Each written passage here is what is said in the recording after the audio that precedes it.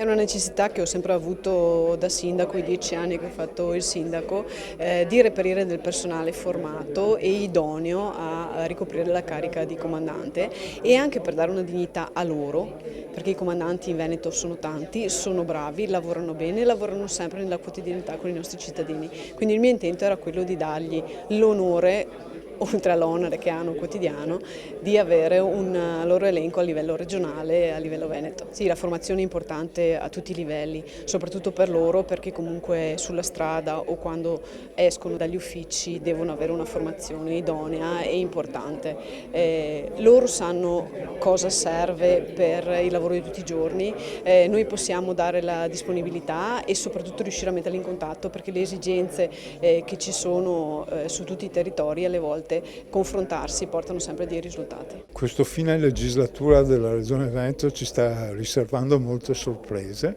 e una estremamente positiva è questa dell'elenco dei comandanti, che ovviamente deve contenere non solo i comandanti in carica ma anche coloro che hanno le potenzialità per incarichi svolti, per esperienze maturate, di fare per il futuro il comandante. Perché questo è uno strano mestiere, dove c'è veramente mercato, nel senso che ogni tanto i comandanti cambiano, ogni tanto le amministrazioni aspirano a qualcosa di diverso ed è giusto che prendano un comandante che abbia un'esperienza specifica.